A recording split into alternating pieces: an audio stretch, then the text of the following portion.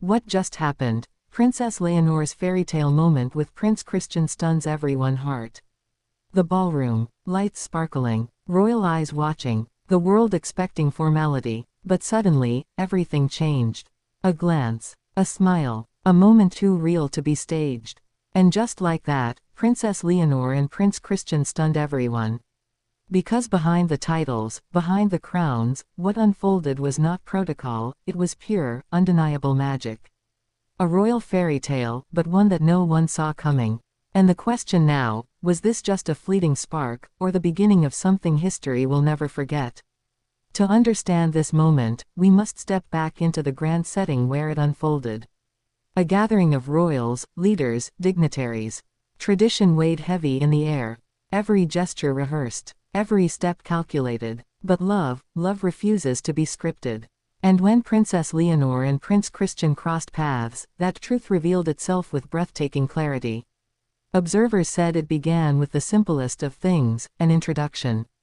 Leonor, radiant in a gown chosen to reflect Spain's future, carried herself with grace that belied her youth. Christian, poised as Denmark's prince, seemed every bit the gentleman his nation hoped for. Yet, what caught the eye was not formality, it was warmth. The way his gaze lingered longer than expected. The way Leonor's shy smile blossomed into laughter. In a room full of pomp, they found something human. And then came the fairy tale moment. A dance. Not rehearsed, not planned, but impossible to ignore. As the music swelled, Christian offered his hand. Leonor hesitated, just a second, then accepted. And together, they moved across the floor, not as two heirs bound by duty, but as two young souls discovering a rhythm of their own. Cameras flashed. Guests whispered. Some were enchanted, others unsettled. But no one could look away. Why was this so shocking? Because royal life rarely allows such vulnerability. Every smile dissected, every touch analyzed. And yet here they were, sharing something unscripted, genuine. It stunned everyone because it reminded the world that even future monarchs crave what we all crave, connection. The story did not end with the dance. Those close enough to see noticed the subtler moments, the way Christian leaned closer when speaking to her, the way Leonor's eyes lit up in his presence. They spoke quietly, as though the room around them melted away. What words were exchanged remains a mystery. But the body language spoke volumes. And so the curiosity deepens. Was this simply a sweet, fleeting exchange between two young royals? Or was it something more deliberate? Some speculate it was staged, an effort to signal alliance between Spain and Denmark, a subtle diplomatic gesture wrapped in romance. Others insist it was spontaneous, too natural to be orchestrated. If true, then what began as a single evening may have planted the seeds of something far greater. The families noticed too. Queen Letizia of Spain was seen smiling knowingly, her gaze fixed on her daughter's radiant expression. King Felipe maintained composure, but observers swear his eyes betrayed a father's careful watch. Across the room, Denmark's royals exchanged glances, half pride, half curiosity. They understood what the world was seeing, history in motion, wrapped in the innocence of young love. But here lies the tension.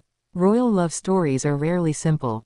They carry weight, expectations, scrutiny. For Leonor, every step toward her future is bound to her role as heir. For Christian, the same. Could love flourish under such pressure? Or would it be crushed beneath it? The fairy tale moment revealed possibility, but possibility is fragile. Still, the moment lingers. Guests describe the electricity as unforgettable. Social media lit up instantly. Clips of the dance went viral, captions calling it the beginning of a new royal era. Across Spain, hearts swelled with pride.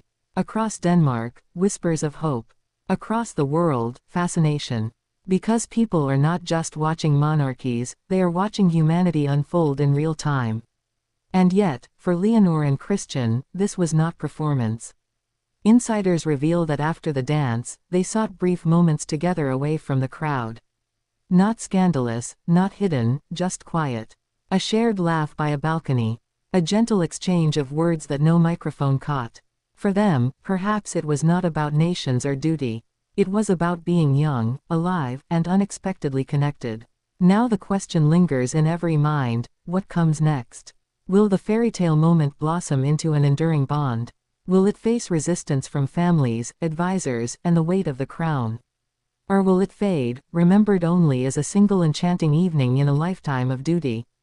Royal watchers know one truth: moments like these are never accidental in shaping history. Think of past unions that began with a glance, a dance, a whisper.